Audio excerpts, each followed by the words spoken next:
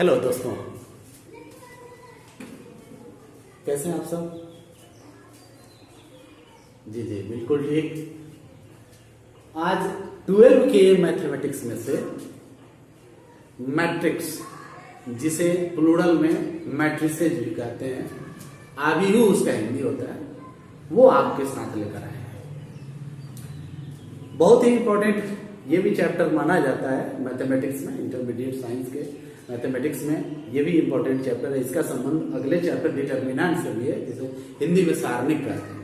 आइए सबसे पहले जाने कि आखिर ये मैट्रिक्स आबिहू है क्या। इसका डेफिनेशन कहता है, बहुत ही सरल डेफिनेशन है, सम्मिश्र संख्याओं। अब सम्मिश्र संख्याओं किसको बोलते हैं? वास्तविक अवास्तविक संख्याओं के समूह को सम्मिश्र संख्या बोलते हैं। तो सम्मिश्र संख्याओं यथा वास्तविक एवं अवास्तविक संख्याओं तथा फलनों, फलन फंक्शन तो आप समझते हैं, त्रिकोणमितीय फलन, अलजेब्रिकल फलन तथा फलनों को क्षैतिज हॉरिजॉन्टल, ऐसे क्षैतिज, ऐसे इस तरह की जो कतार रहती है उसे हॉरिजॉन्टल, क्षैतिज या खड़ा, वर्टिकल, वर्टिकल ऊपर नीचे, वर्टिकल रेखाओं में जब आयताकार विन्यास के क्रम में सजाया जाता है। किनको सजाया जाता है? वास्तविक अवास्तविक संख्याओं फलनों को जब आयताकार विन्यास में सजाया जाता है, तब इस तरह सजाने की क्रिया को ही या इस तरह सजाने की कला को ही हम मैट्रिक्स या मैट्रिसेज हिंदी में आबिहू कहते हैं। ये है आबिहू की परिभाषा। आप देख सकते हैं मैट्रिक्स की, मैट्रिक्स का प्लूरल मैट्रिसेस होता है, यहां पर लिखा हुआ है। आबिहू को अंग्रेजी में बड़े अक्षरों, अंग्रेजी के बड़े अक्षरों ABCDEFGH XYZ के द्वारा सूचित किया जाता है। कुछ आबिहू के उदाहरण देखिए, यहां पर देखिए A equal to 1 2 3 4, B equal to ACBD, C equal to sine theta cos theta minus cos theta minus sine theta, D equal to, यानी ये सभी आबिहू है, ये सभी मैट्रिक्स है। अब यहां ध्यान देने की बात है कि इसमें जो परिभाषा में बताया गया, समझाया गया कि हॉरिजॉन्टल, हॉरिजॉन्टल मतलब क्षैतिज, क्षैतिज का मतलब ये क्षैतिज है। ये जो 1 2 लिखा है, 3 4 लिखा है, ये क्षैतिज में लिखा है, हॉरिजॉन्टल। इसको दूसरे शब्द में रो कहते हैं, रो, ROW, रो, रो माने कतार, रो माने कतार, इस तरह के कतार या पंक्ति भी कहते हैं। हॉरिजॉन्टल को रो कहते हैं, रो माने कतार या पंक्ति कहते हैं। तो ये कतार है। तो इस ए आबिहू में, ए मैट्रिक्स में 2 कतार है, आप देख सकते हैं। एक कतार में 1 2 आया है और दूसरा जो कतार उसके नीचे है, दूसरा कतार में 3 4 आया है। और इसमें 2 वर्टिकल लाइन भी है, 2 वर्टिकल हैं, 2 वर्टिकल, इसको कहते हैं खड़ा, खड़ा, खड़ा का मतलब कॉलम, स्तंभ जिसे कहते हैं, स्तंभ जिसे कह सकते हैं। तो ये खड़ा भी, इसके 2 लाइन है, और ये हॉरिजॉन्टल भी 2 लाइन है, जिसे रो कहते हैं। तो इसमें अगर कॉलम देखें तो 2 कॉलम में पहला कॉलम एक 3 मेंबर्स वाला है, एलिमेंट्स वाला है, और दूसरा कॉलम 2 4 है। अगर इसका पंक्ति देखें, ए आबिहू का पंक्ति देखें तो 2 पंक्ति है, पहला पंक्ति में 1 और 2 आया है, दूसरा पंक्ति में 3 4 आया है। दूसरा आबिहू देखते हैं, ए और सी पंक्ति में देखें तो, दूसरे पंक्ति में देखें तो बी और डी इसके एलिमेंट्स हैं, सदस्य हैं, मेंबर हैं। सी में इस तरह से देखें, अगर इसके रो में देखें, रो मतलब पंक्ति में देखें, पंक्ति में देखें तो 2 एलिमेंट्स हैं, साइन थीटा कॉस थीटा, और दूसरी पंक्ति में देखें, दूसरे रो में देखें तो minus cos theta minus sine theta है। अब चलते हैं डी मैट्रिक्स की ओर। डी मैट्रिक्स में रो 3 है, देखिए 3 रो है, यानी इसमें हॉरिजॉन्टल जो लाइन है, हॉरिजॉन्टल लाइन जो है वो 1 लाइन 2 लाइन और 3 लाइन है। लेकिन इसके जो वर्टिकल है, जो कॉलम है ऊपर से नीचे की ओर, वो कितने हैं? ऊपर से नीचे की ओर ध्यान दीजिए, ऊपर से नीचे की ओर 2 कॉलम है, एक ये आ गया और ये 2 आ गया। 2 कॉलम है, 2 कॉलम है, 2 स्तंभ है, लेकिन पंक्तियों की संख्या 3 है। तो इस तरह से हम मैट्रिक्स को लिखते हैं, व्यक्त करते हैं, आयताकार विन्यास, और उसके एलिमेंट कौन बनते हैं, सदस्य कौन बनते हैं, संख्याएं बनती हैं, अंग्रेजी वर्णमाला के अक्षर बनते हैं, अलजेब्रिकल फंक्शन बनते हैं, ट्रिगोनोमेट्रिकल फंक्शन बनते हैं, सम्मिश्र संख्या जिसमें वास्तविक और अवास्तविक संख्याएं आती हैं, वो इसके एलिमेंट्स बनाए जाते हैं।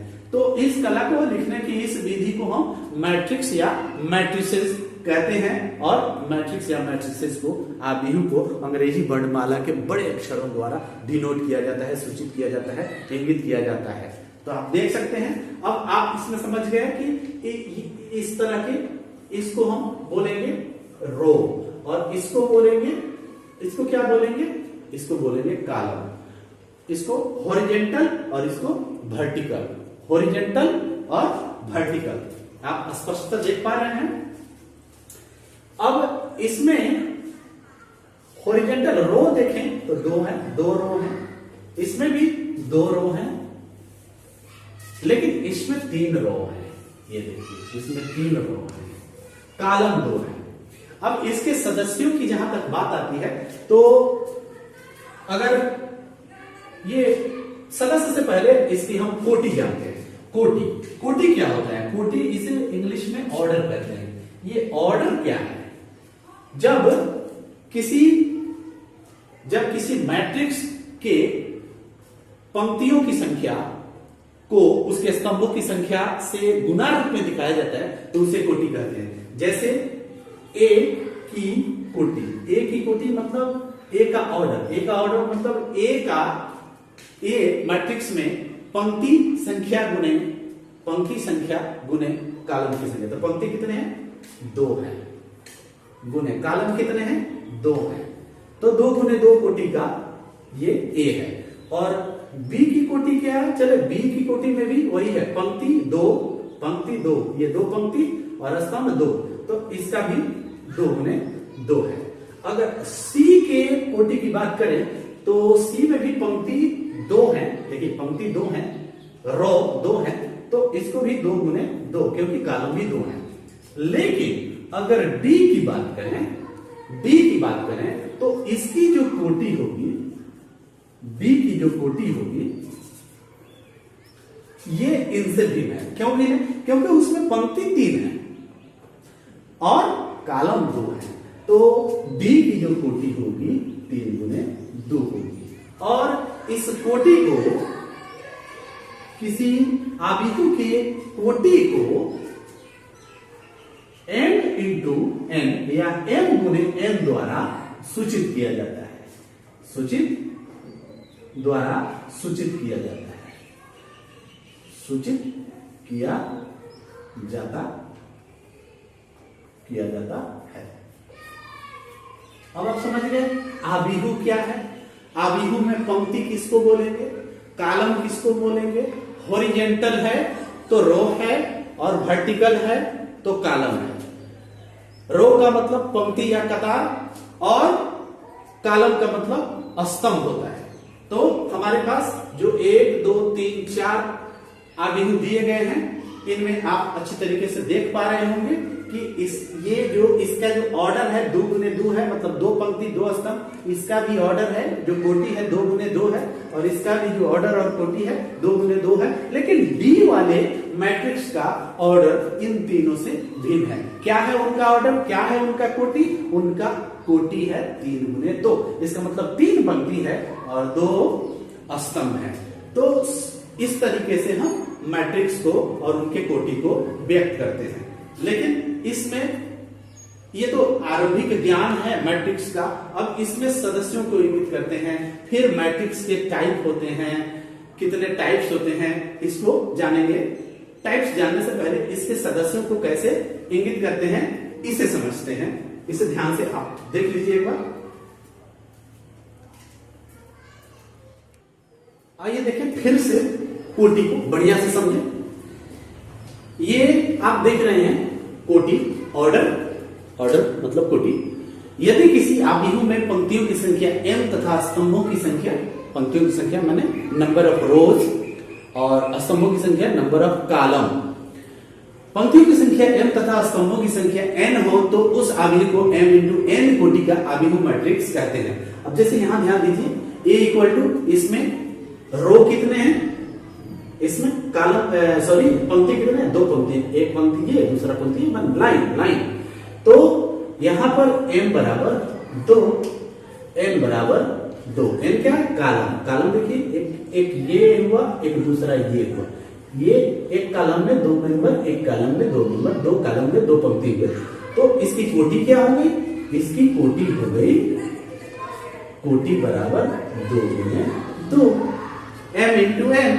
अब यहां चलते हैं तो m का वैल्यू मतलब इसकी पंक्ति की पंक्ति की संख्या कितनी है? पंक्ति की संख्या यहाँ पर 3 है, और इसके कॉलम कितने हैं?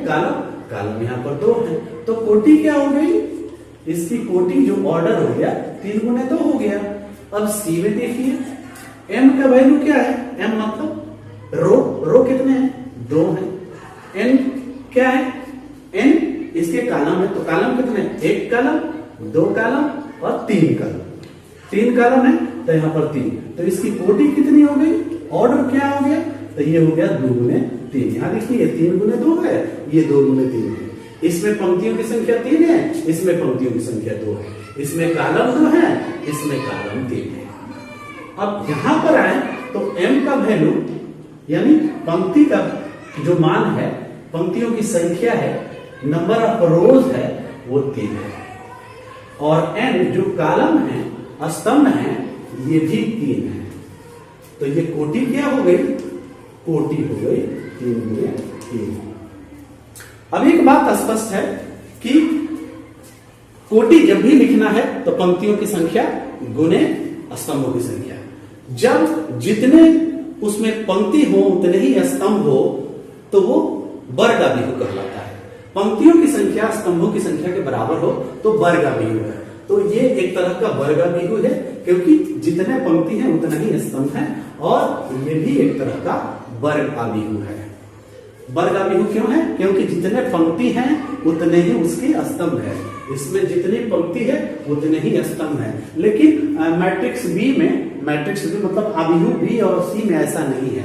इसमें पंक्ति तो 3 है लेकिन स्तंभ 2 ही हैं। इसमें पंक्ति 2 है लेकिन स्तंभ 3 है। अतः ये वर्गाबिहू स्क्वायर मैट्रिक्स नहीं है। स्क्वायर मैट्रिक्स ए है और डी है, ए और डी ही स्क्वायर मैट्रिक्स है। इसमें एक चीज और है, इस सदस्यों की स्थान को, सदस्यों का स्थान कैसे जानते हैं? अब यहां पर सदस्यों का स्थान, सदस्यों का स्थान निर्धारित करना। आइए हम सीखें कि सदस्यों का स्थान कैसे निर्धारित करते हैं। इसके लिए किसी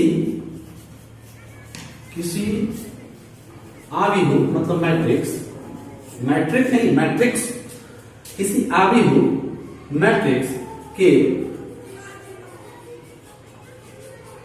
सदस्यों को ए आई जे द्वारा सूचित किया जाता है। सूचित किया जाता है, ए आई जे द्वारा सूचित किया जाता है। अब हमें यहां समझना है कि ए आई जे कहां क्या है, ए आई जे क्या है। जहां ए पर तो पोजीशन है, आई बराबर पंक्ति संख्या, जे बराबर स्तंभ संख्या है। अब ये देखिए, किसी भी आबिहू के सदस्यों को ए आई जे द्वारा सूचित किया जाता है। अब ए आई जे द्वारा कैसे सूचित किया जाता है, हम यहां पर आपको बताने की कोशिश करेंगे। ए आपके पास है, वहां पर लिखा है, इसलिए नहीं लिखेंगे। आबिहू ए में A12 क्या है, A12 क्या है। अब देखिए आबिहू ए में A12 क्या है, 1 क्या है पंक्ति संख्या, 2 क्या है स्तंभ संख्या, यानी पहला पंक्ति का दूसरा स्तंभ A12, पहला पंक्ति का दूसरा स्तंभ A12, यानी ये है -1। A12 के स्थान पर अगर हम A11 की बात करें अर्थात पंक्ति संख्या 1 और स्तंभ संख्या 1, तो ये पंक्ति संख्या 1 और स्तंभ संख्या 1, तो ये आएगा। आप देख सकते हैं यहां पर क्या आएगा, 1 आएगा। A12 A11। अगर A13 की बात करें, A13, तो A1 जो आता है वो पंक्ति के लिए आता है, उसके बाद जो J के लिए आता है, यहां पर देखिए AIJ, मतलब जो पहले I आएगा वो पंक्ति के लिए है और बाद में जो आएगा वो स्तंभ के लिए है। तो ये पंक्ति के लिए या स्तंभ के लिए है। तो A1 मतलब पहली पंक्ति और 3 यानी तीसरा स्तंभ। तो क्या इसमें तीसरा स्तंभ है? पहला स्तंभ तीसरा तो है ही, तो उसमें तो कोई एलिमेंट नहीं आएगा, कोई मेंबर नहीं आएगा, ये गलत हो गया। अब चलिए A21, A21 का मतलब दूसरा पंक्ति और पहला स्तंभ। दूसरा पंक्ति ये हुआ और पहला स्तंभ ये हुआ, तो दूसरा पंक्ति ये, दूसरा पंक्ति और पहला स्तंभ ये आ रहा है, ये यहां पर आ जाएगा 2। A21 अगर हम A22 की बात करें, A22 का मतलब दूसरा पंक्ति और दूसरा स्तंभ। तो दूसरा पंक्ति ये हुआ, दूसरा स्तंभ ये हुआ, तो A22 के स्थान पर 3 आता है। A22 के स्थान पर 3 आता है। और A12 क्या है? इसका आंसर तो हम लिखना भूल गए। A12 का मतलब हुआ पहला पंक्ति और दूसरा स्तंभ, पहला पंक्ति और दूसरा स्तंभ पर आएगा -1। उसी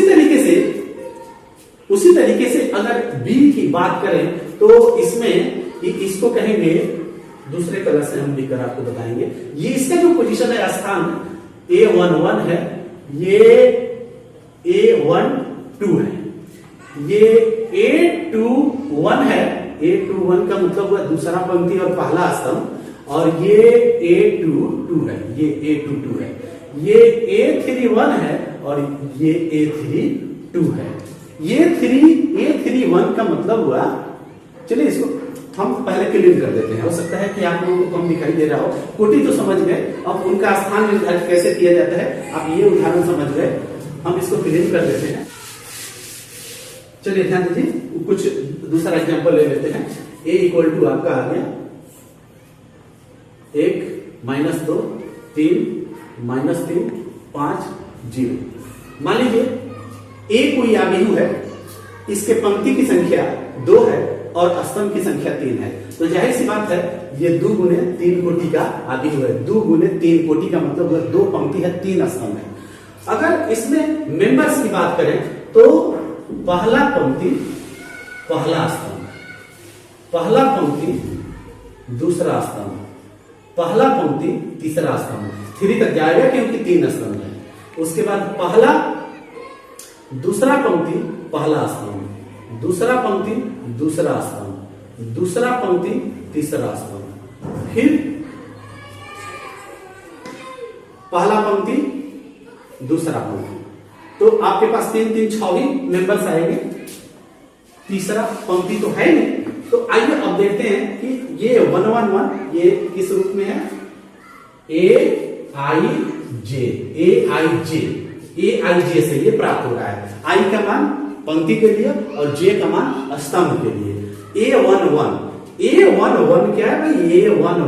A11 का मतलब पहली पंक्ति पहला स्तंभ, पहली पंक्ति पहला स्तंभ पर ये आ रहा है 1। अब यहां आ गया A12 यानी पहली पंक्ति का दूसरा स्तंभ, पहली पंक्ति ये पहली पंक्ति का दूसरा स्तंभ, यहां -2 आ जाएगा, बराबर -2 आ जाएगा। ध्यान से देखिए। अब A13 का मतलब पंक्ति, पहली पंक्ति का तीसरा स्तंभ का पहली पंक्ति का तीसरा स्तंभ पर ये 3 आ गया।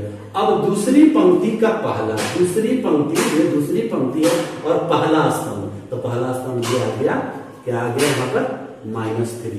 अब दूसरी पंक्ति का दूसरा स्तंभ, दूसरी पंक्ति का दूसरा स्तंभ, ये दूसरी पंक्ति दूसरा स्तंभ, ये आ गया आपका 5।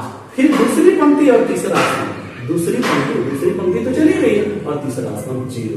इस तरह से हम उसके सदस्यों का स्थान निर्धारित करते हैं A11, A12, A13 ऐसे करके उसके स्तंभ और कोटि को उसके स्तंभ और पंक्ति को देखकर पंक्ति गुणे स्तंभ उसकी कोटि निर्धारित होती है और उसी हिसाब से उसके सदस्यों को डिनोट करते हैं, सूचित करते हैं।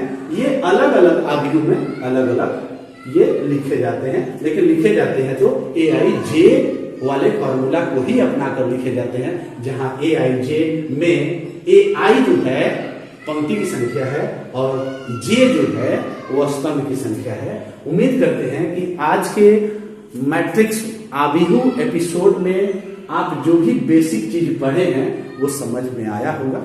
अगर आपको ये पसंद आया होगा तो वीडियो को लाइक करेंगे, शेयर करेंगे, चैनल सब्सक्राइब करेंगे और इसका अगला पार्ट जरूर देखेंगे। ये स्पेशली 12 के विद्यार्थियों के लिए पार्ट है, बनाया गया है। तो अगले एपिसोड का इंतजार करें, तब तक हमें दीजिए इजाजत। नमस्कार।